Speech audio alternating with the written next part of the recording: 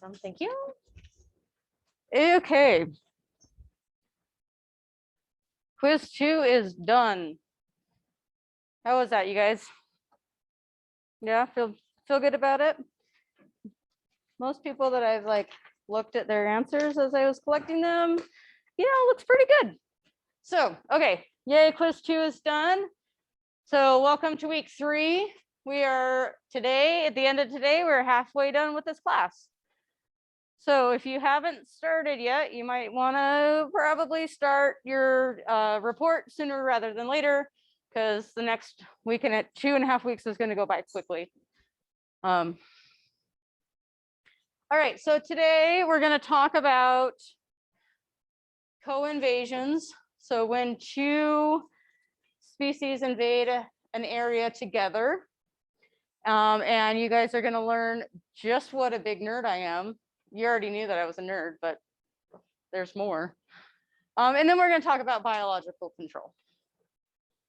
And after we have this idea of 2 introduced species from the same habitat invading a novel environment.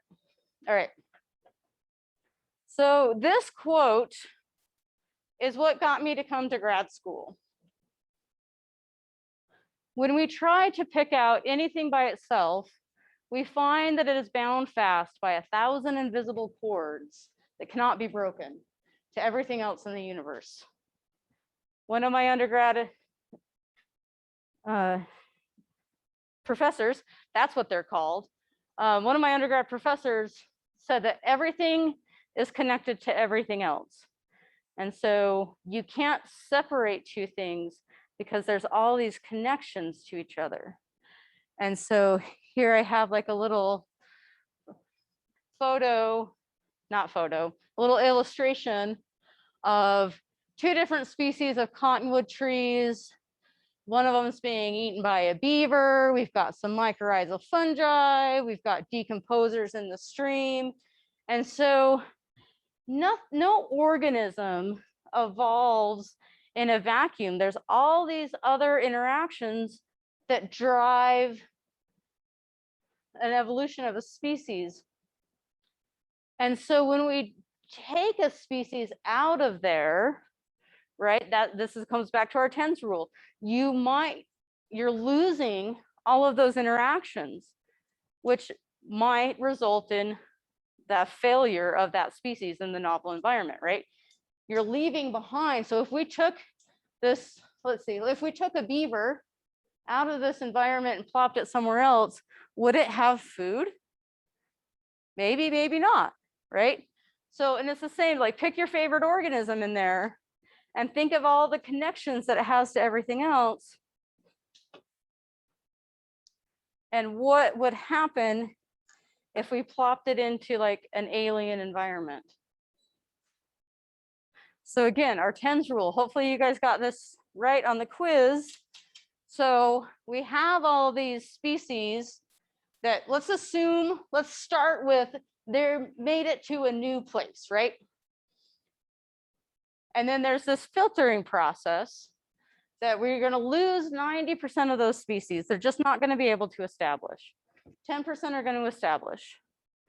And then there's another filtering process to this step of it actually becoming problematic. So,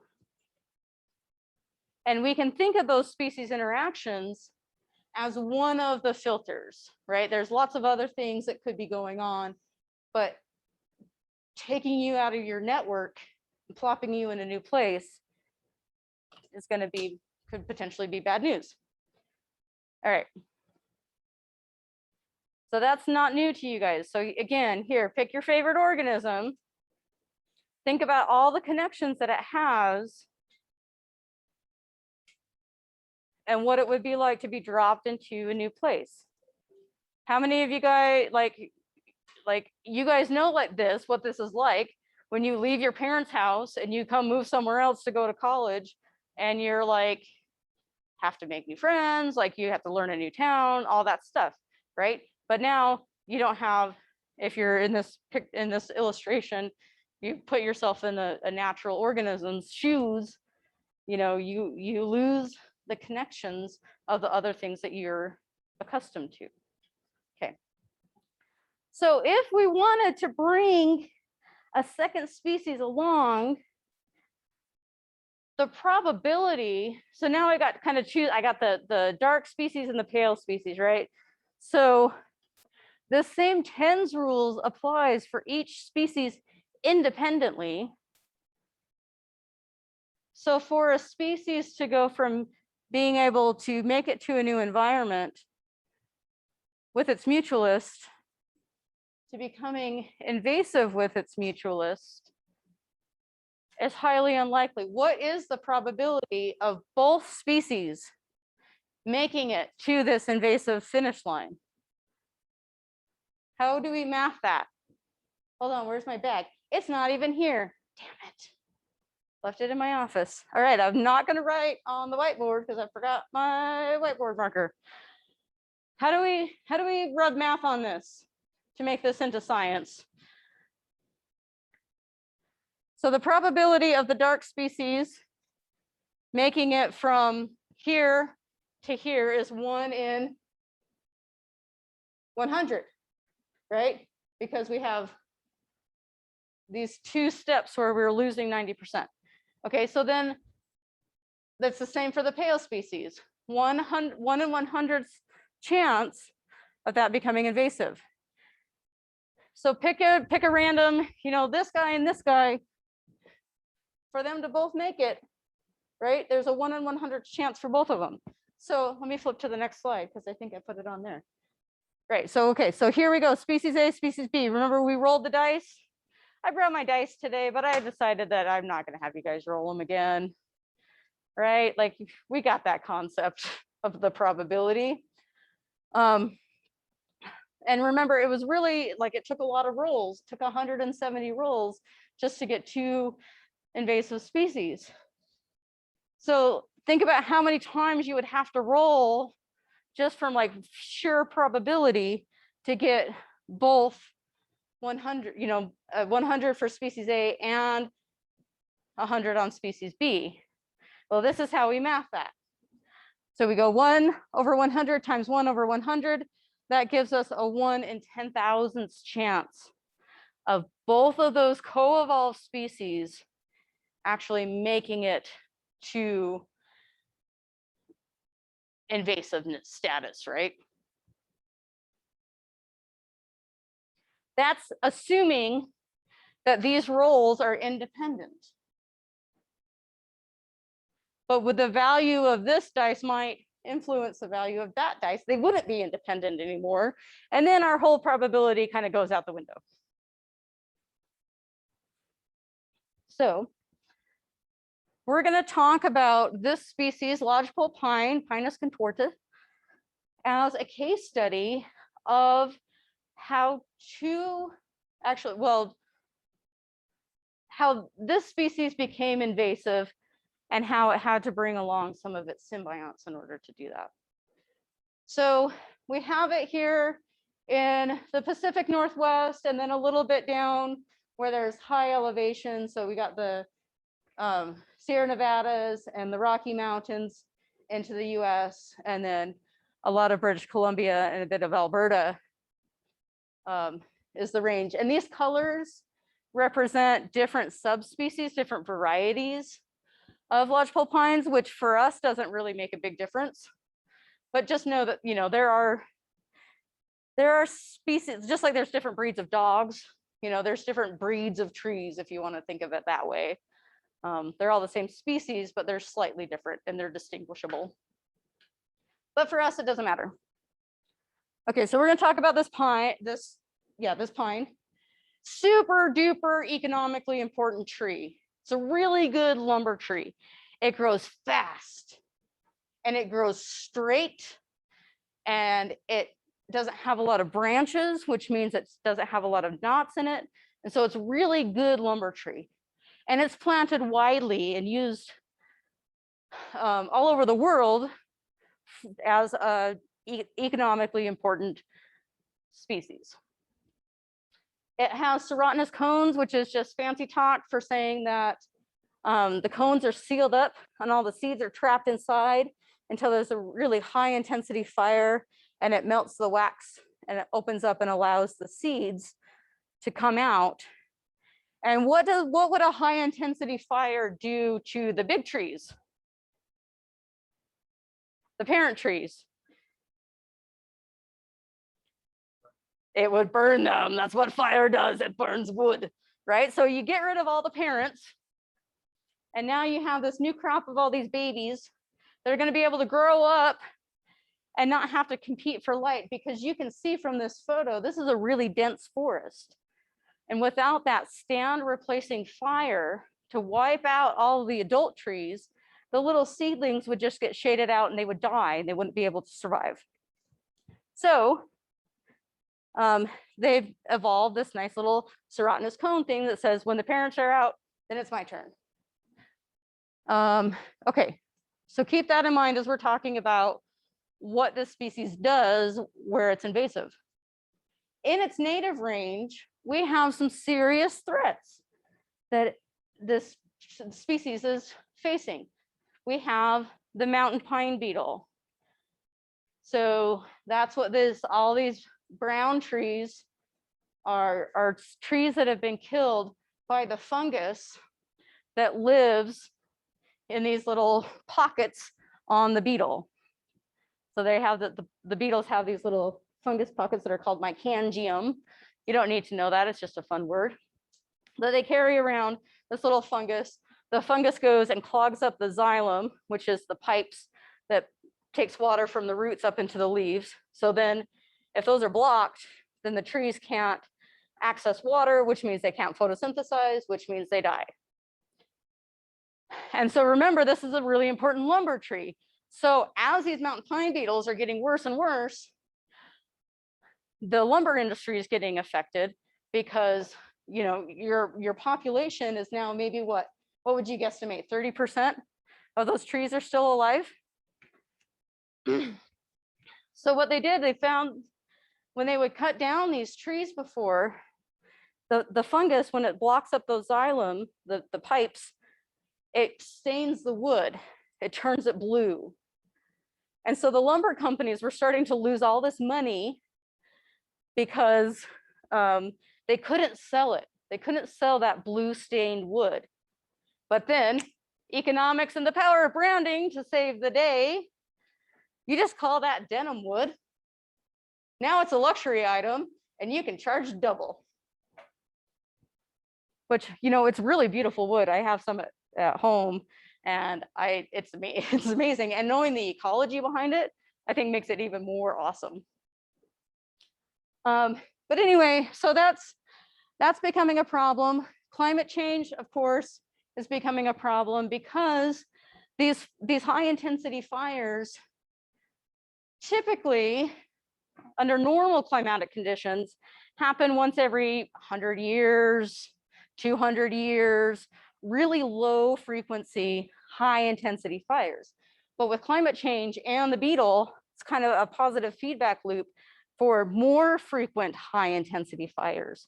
So instead of once every 100 years or 200 years, we're seeing them like all the dang time. Like British Columbia is always on fire. And so that's problematic in their native range. Some little self-promotion here, sorry guys. If you want to know more about mountain pine beetles and kind of all the stuff that symbiotic relationships that with the mountain pine beetle, you can check out my podcast, episode 3, WTF Biology. So I talked to a researcher here at NAU that studies those and all of the things that live with the mountain pine beetles. All right, let's get over that. All right, so here's how I'm nerdy. Love Tolkien so much, totally have a crush on his brain. Amazing, amazing person. So creative, so academic in the way that he made these worlds of Middle Earth. So I'm a total fangirl, and that's enough of that. So these, when the movies were made, right? Remember how? Okay, who's also Lord of the Rings nerd? All right, got a couple of 3. Awesome. Where were these movies filmed? New Zealand, right? Awesome little island nation off the coast of Australia. When Pangea, like like all the continents were like mushed into one thing, New Zealand was like the first to break off. And so they have all these crazy species that don't exist anywhere else in the world. So this movie was filmed in New Zealand, and some of the like really iconic moments of this movie, like think about like Legolas, Gimli, and Aragorn like running over the fields of Rohan, and like there's all this grass. That shit's invasive. These trees, like as the flight to the ford, and Eowyn's here saving the day, saving little dying Frodo from the Nazgul. This shit's invasive.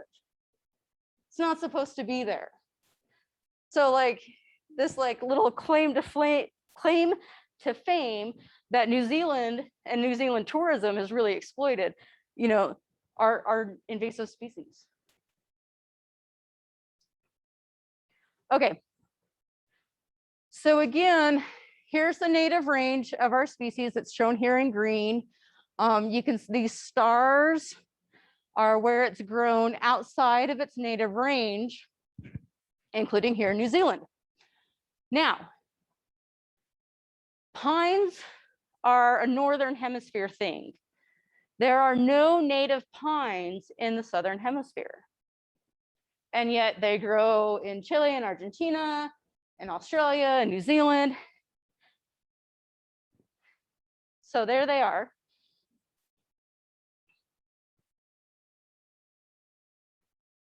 So here's some repeat photography of a little mountainside in New Zealand.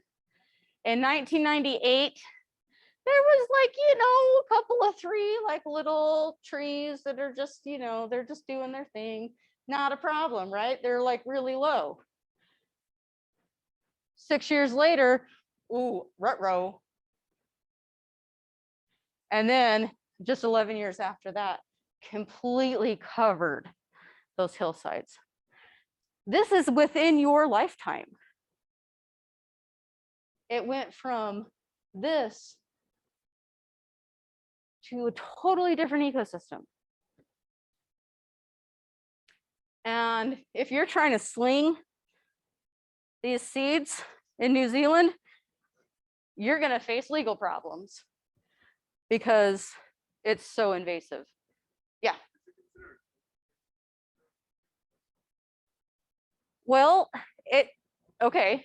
So this looks better to our North American eyes than this, right? Boom, there's your bias. Yeah.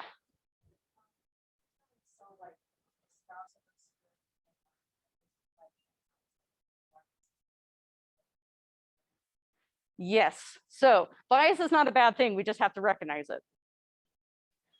So let me flip to the next slide and I'll talk about all the things that you guys are already thinking of, which is awesome. All right. So this is not the right version. What the actual heck? Whatever. It's fine. Okay. So this reduces the biodiversity of these super endemic species that don't exist anywhere else on the planet. So there's not like a refuge for these like weirdo species to go anywhere else. They're gone. Again, here's an economic thing. One of the things that New Zealand does is they're famous for their sheep and their sheep grazing. If you have dense forest that's so thick that it's shading out your grass, you can't graze sheep there. It limits recreation and tourism. It alters the soil chemistry. So, as the pine needles are dropped and they decompose, they release acid. And so a weak acid. So our soils in our ponderosa pine forests and up on the peaks and stuff is way more acidic than the native uninvaded lands of New Zealand. And then they use more water. And then, just like you said, Lauren, it provides habitat for other invasive species. One of the things that we like about it here in North America is that it's a foundation species. It provides habitat for other species. That's great here, but it's not great in the invaded range.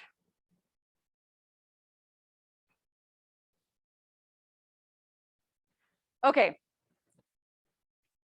You know what? I gotta, hold on. Sorry, guys. Everybody take a nap. I gotta get the right version up because there is something that's really important that I don't have here. So I gotta sign into Baby Learn on my computer, on my laptop. And it's gonna do the thing.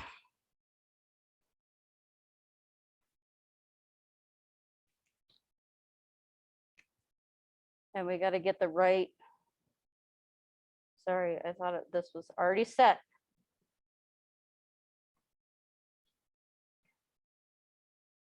We're going to edit. Mark for removal. We don't want you. Browse local files.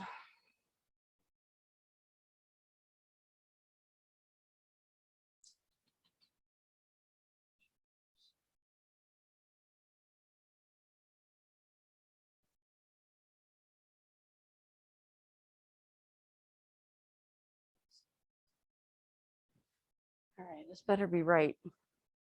Come on, do your thing. Cool. Okay, now let's make sure it's right in here.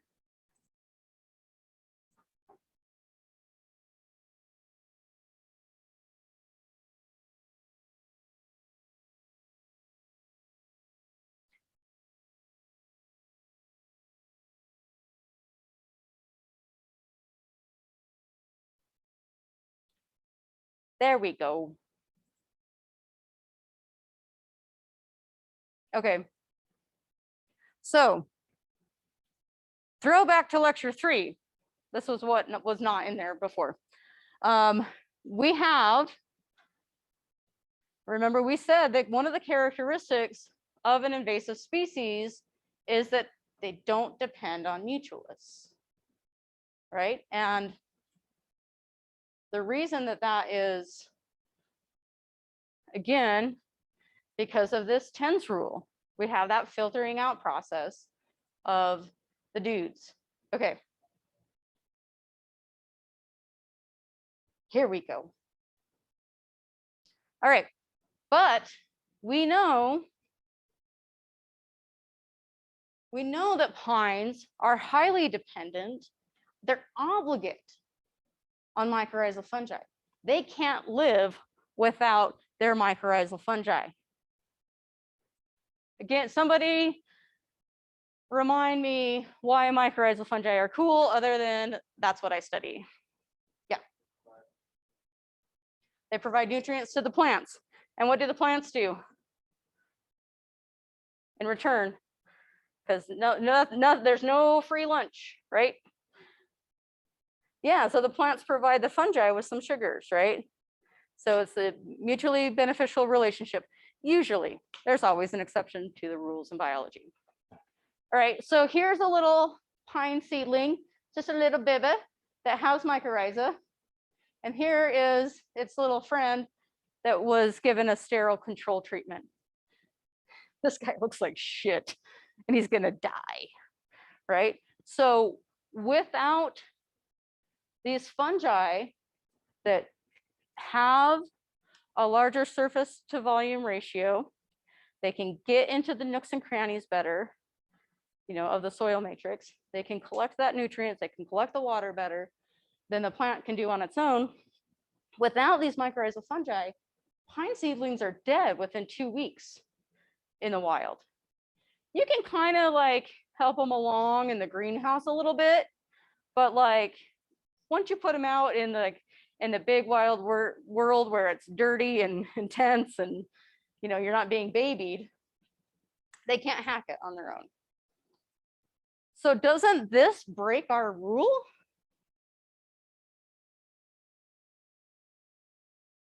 How could, if we take that what are our pine? Our limber pine, no, lodgepole pine. Take our lodgepole pine away from its symbionts that it is completely dependent on, and we throw it in a new place. How can it take over a hillside like that in less than 20 years? What the heck happened?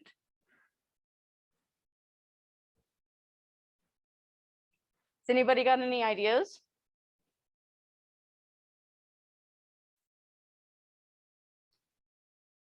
Was that a hand or that was just playing? Okay. Yeah.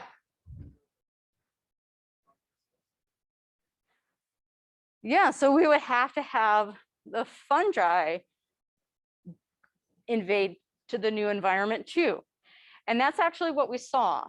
We saw that as they were trying to establish lumber, man, I can't words today. We're trying to establish lumber industries in the Southern Hemisphere. The trees kept dying. As soon as they could grow them in the greenhouse, as soon as they planted them out in the field, they're just toast. And it took a long time and a lot of study until somebody went, oh, hey, what the heck? Why don't we just take some of the dirt with it?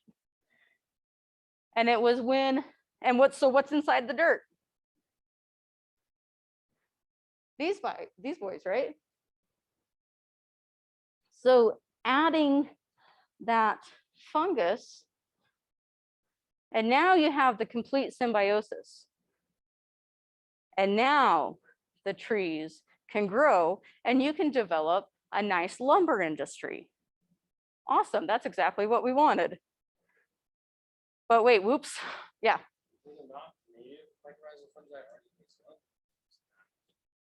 I love it. I love it when you guys ask me questions about the next slide. So remember that mycorrhizal fungi is like a really broad category of a lifestyle. It's like saying carnivores, right? It's not necessarily a taxonomic thing. So we actually have, so pines make ectomycorrhizal fungi. So these are symbioses that live on the outside of the root. So you can think of it like putting on a sock, right? The fungus just envelops the fungus, the plant root. But we have from the phylums Basidiomycota and Ascomycota phylums. Like this is hugely different, right? Those are like the second largest classification of organisms. So we have this diversity of fungi that can form these relationships. So that leads to your question of, well, there's already mycorrhizal fungi in New Zealand. Don't they associate with pines? Now, let me ask you this question. If pines don't live in the Southern Hemisphere, are the fungi that are adapted to those conditions going to know what the heck a pine is? And to know that this is this is something that I want to associate with. Would they even be able to recognize that this is a potential host? What do you guys think? Probably not. All right. So, oh, it wasn't the next slide. It was several slides later, but you asked me the question. So here, that's what we saw. These are ways that we could have co-introductions. So we saw the plants were being transported with the soil that contained those mycorrhizal fungi. We might also see that seeds or cuttings might have fungi or bacteria living inside of those plant propagules. Like our lab has shown that there are mycorrhizal fungi inside of the seeds, which is like, what the actual, how did that, what? And then, like you suggested, they might actually develop associations oh, here, with the fungi that are already present, right? So we have these novel associations. A pine living with a species of fungus that it didn't know before. Okay. Or they could have been introduced independently and then hooked up later after they found each other again. All right, so those are the possibilities. This is, in our case, the transported with the soil is what we actually observed. So now, your question. Mycorrhizal fungi. So this dude named Ian Dickey had your same question. So here's another ectomycorrhizal forming plant that's native to New Zealand. And then we have the invasive to New Zealand pine that we know. They're very different. Again, different phyla. This is an angiosperm, a flowering plant. This is a gymnosperm, a naked seed. Okay, so totally different biologies, totally different ways that they reproduce.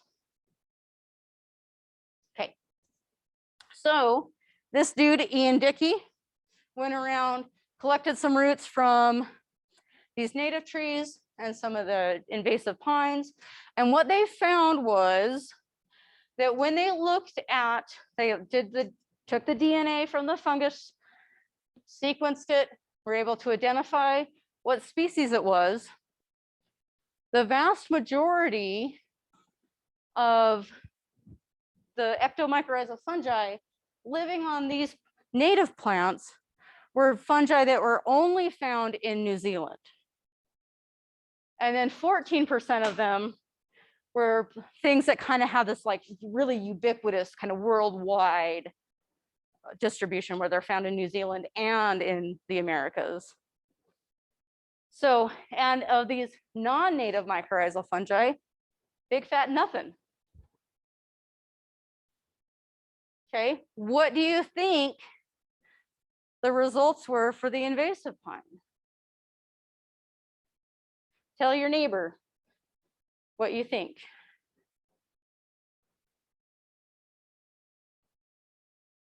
Because I need a drink. Get loud.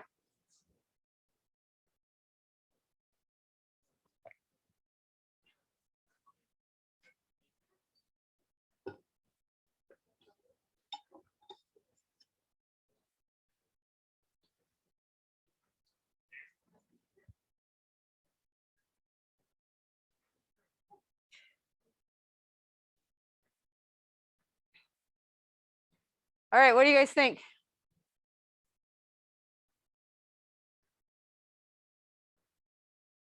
Do you think they're going to associate with New Zealand fungi, everywhere fungi, or North American fungi?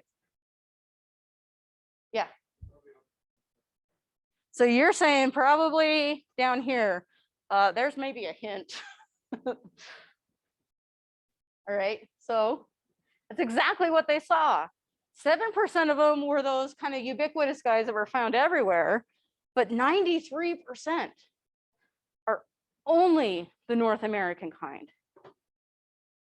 So these had to have been introduced, and we know that they were because there's records of it, of them taking fungi over there. Okay, so now we have this, remember when we rolled our dice, like each time you roll a dice, that's independent, right? Like that, the probability, the number that you get on your second roll is not dependent on what you rolled the first time. But here we had human mediated steps through this process. There weren't independent, right? And so that's how we ended up with these two, well, actually multiple, right? Because there's lots of species of mycorrhizal fungi. But we ended up with this highly invasive plant because we made sure that this biological filtering was successful. Your face looks like you have a question. consider like North America invasive though? Yes, in New Zealand. They cause their own problems, or they invasive because they're causing. How do you disconnect those, right? So they're causing, they allow, they facilitate, but they themselves. Okay, so that's a good philosophical question. We don't know because Like a lionfish that eats like a native coral. There's like a non-native coral that is invasive and they eat it. well, okay, so we don't know, or at least I don't know what the fungi do on their own, but because they allow the survival and the reproduction of this other thing, that is an ecological damage that they're causing. And they're not native to that. So it does fit our definition, but you're right, because it's like kind of a indirect route of causing ecological damage. Yeah, a gray area. Always an exception to the rule. Okay. So now we kind of have this background and this concept of two species going through this filtering process of becoming invasive. So we talked about that. So that pine mycorrhizal thing was an example of how we introduced another species intentionally. And here biological control is another introduction of a non-native species that we do on purpose. So where I used to live, we had this nice little rose bush that lived by the front door. And one year it got aphids. And so I drove to the nursery and I got some ladybugs and I put the ladybugs on my rose bush to eat the aphids because the ladybugs are natural predators. And the ladybugs were like, this is dope. And they ate all the aphids. And then they're like, dude, I'm still hungry, but there's no aphids here because we ate them all. So they left. And then the aphids came back. But this is an example of biological control, right? The ladybugs, biological thing, controlling another organism. So here's a nice little definition that you might want to like click into your brain. Right, so here we have a natural enemy or a predator that's intentionally being introduced as a mechanism of controlling an unwanted organism. So I love this story. This was the first wide scale use of biological control. So we know and love Opuntia, our little prickly pears. We love them. They're great. They live all over Arizona. They were introduced to Australia as the Brits were going around and be like, this is mine, and this is mine, and this is mine. And what worked out really well for the British was that one of the insects that feeds on Opuntia also creates this nice little dye that's great for making the dye that they use for their coats for their army. And so they could have these nice bright red coats that says, hey, everybody be afraid, the British are coming, the British are coming, right? And so when they yoinked Australia, they were like, sweet, here's a hot, dry place where we can grow these things to harvest the insect that we want to make our dye with. Score. And Opuntia did really, really well there. Within just a few years, 15,000 square miles of farmland was not farmable anymore because there was these pokey ass plants living there. And so you can see, I don't know if you can see, it's kind of grainy here. It looks better on my screen, but all of this is Opuntia.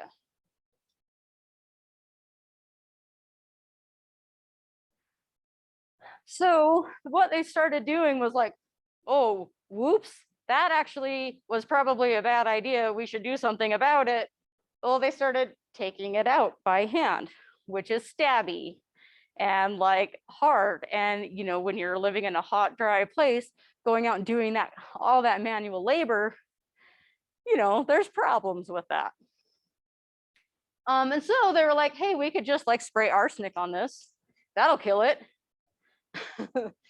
And everything else too, including the dudes that were spraying it. And then World War I happened and they were like, no, we need our arsenic for our enemies. So that was an early control method. And so the British put out this 10,000 pound, 10,000 pound reward for somebody, whoever can figure out how to control this stabby plant will give you lots of money. And remember, this is like 1800 money, right? So 10,000 pounds was a lot. It actually was never claimed, even though there was an effective control method found, because it was found by a girl. So anyway, so there's this moth that's native to South America that eats opuntia. So it destroys prickly pear. Its name is Cactoblastus because it just blasts those cactus, right? So here's a picture of it in Florida, where it's just, the caterpillars are just destroying these opuntia. And remember, we're talking about, if we wanted to get these things from South America to Australia today, right? They could be there in like, 8-10 hours, But when you didn't have airplanes, the way that you got across the Pacific Ocean is that you got on a boat and it took you months to get there. And if you're a little caterpillar, you're gonna die. And so it took a long time to figure out how to keep these little critters alive as they traveled across the ocean from South America to Australia. Eventually, they were successful in 1925, and they just destroyed the prickly pear in Australia. And so here we go. Here's a repeat photo before this little moth caterpillar thing got there. Like, you would not want to walk through that. That land is unusable. But then here, just a little while after the moths were introduced, all those opuntia are gone. This was highly successful biological control. This worked perfectly. Because the moths didn't eat any other plants. Once all the opuntia were gone, they just died. No problem, right? Sweet.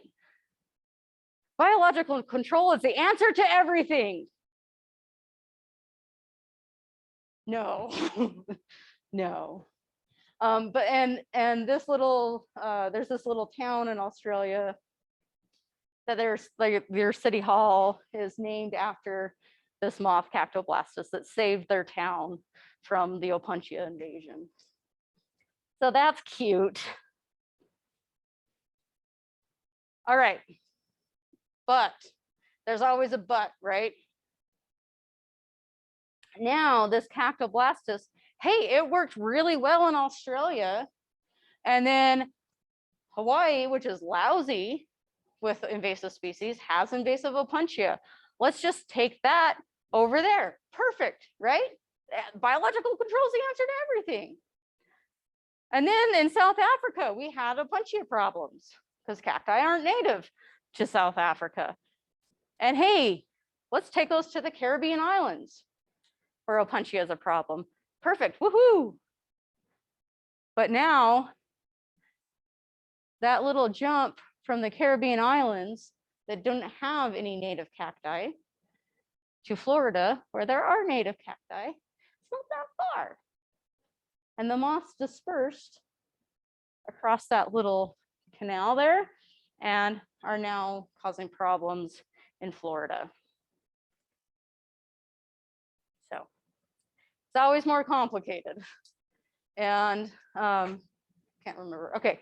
No, I'm gonna move on. Okay.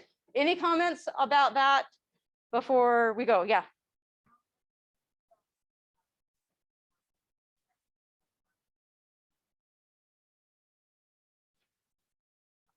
I would consider that biological control. Yes. So humans are, we're alive, we're biology, and we're out there trying to control an invasive species. And yeah, yes, by my definition, that would be biological control. Other people might argue otherwise. But... Okay, so there's always issues with biological control.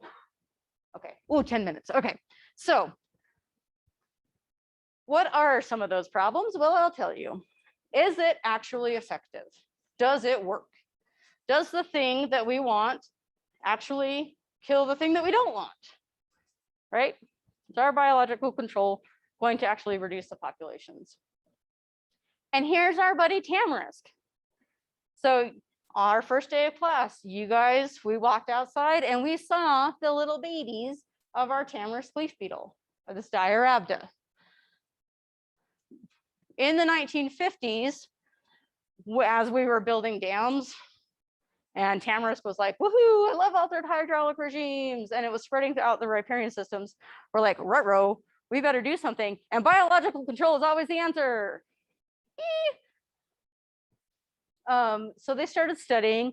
They went back to China, and they were like, all right, what things eat tamarisk? And so they got this list, and then they brought them to the US in a highly controlled environment to start testing to see if they were going to be effective. I have a friend that lives in Canada now, but did her PhD here that studies biological control. When I was in Canada, I was like, cool, I want to see where you work. And they're like, sorry, you can't, because the security is so strict.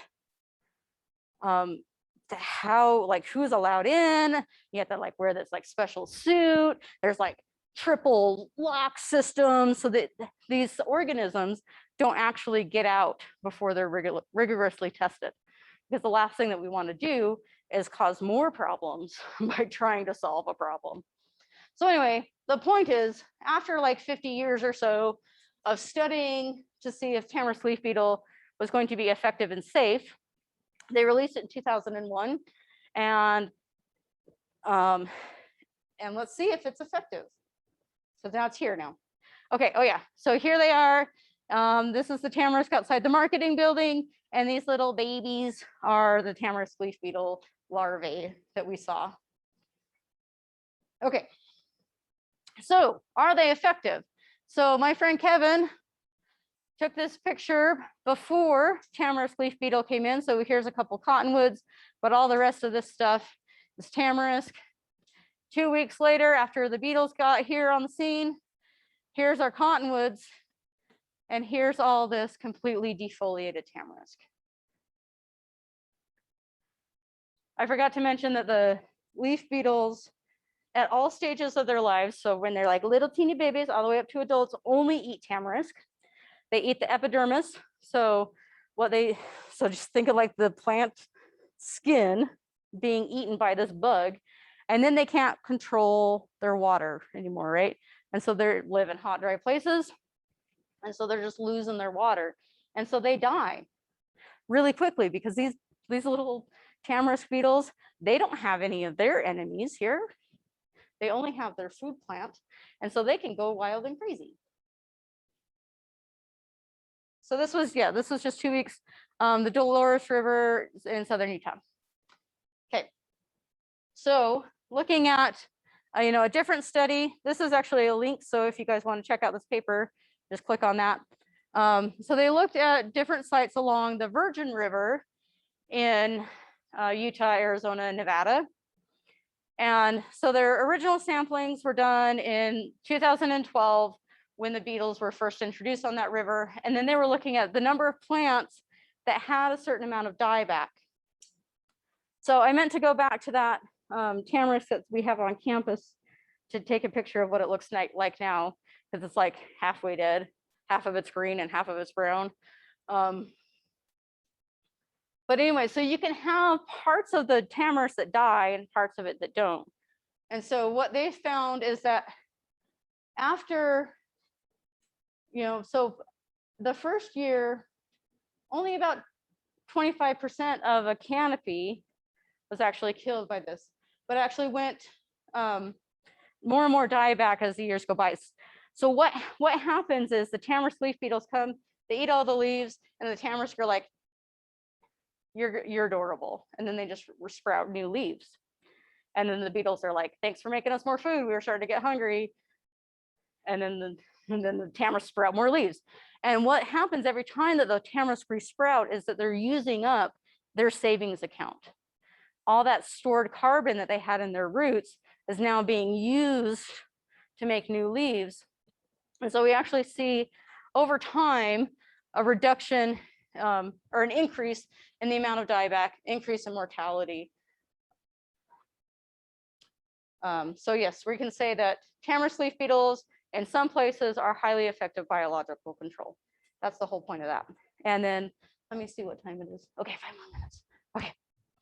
So is it specific? Will it eat other things? When I talk about tamarisk leaf beetles to high school students, there's always a kid that says, well, aren't they going to eat the cottonwoods? After after they eat the tamarisk, there's going to be hungry and there's going to be other food there. Well, usually biological control agents are specialists, right? They only eat, tamarisk leaf beetles only eat tamarisk. No other plants, they just can't do it. So that's one of the things that you have to test for before you release a biological control agent. How specific is it to that plant or that whatever that your invasive species is? So here's a nice little parasitoid of fire ants where these little flies decapitate the fire ants. Just there, you're dead. They lay their eggs in their abdomens and then they cut their heads off. So the ants don't go somewhere else. Okay. But as always, you have to worry about unintended consequences. So we'll talk about the unintended consequences of the tamarisk leaf beetle later, but so we can talk about this one. So here is our spotted knapweed, big problem. There is a biological control agent that it's a gall-forming wasp, I think. Yeah, gall-forming fly. So do you guys know what a gall is? No? Okay, so basically what happens is that the mama will come and lay their eggs, or let's just say that. They lay their eggs inside of the plant tissue.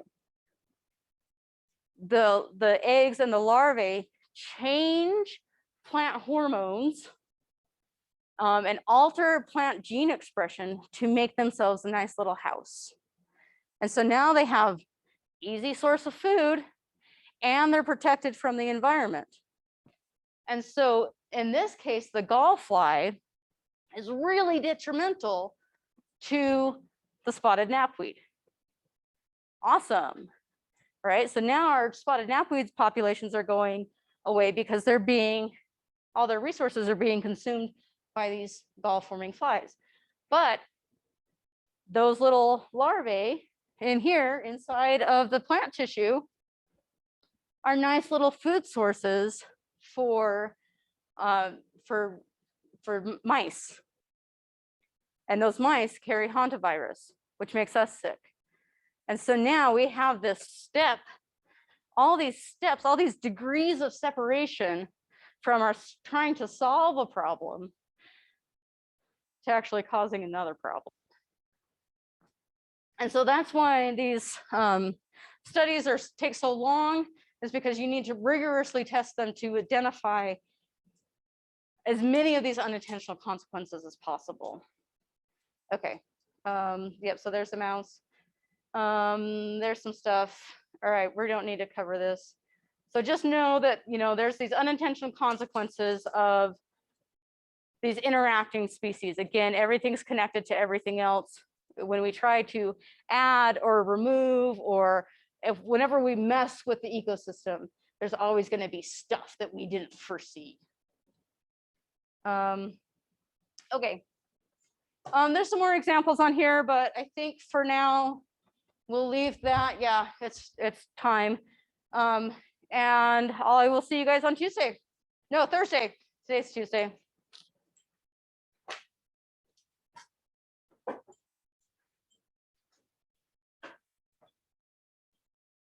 Oh, so read this paper. There's a paper on BB Learn for you guys to read for next week. It's this Torchin and Mitchell thing, those characteristics of enemy escape. All right, so that's what we're going to talk about next week. So come prepared to talk about that. I'm going to put a little upload portal thing in here like we did last week.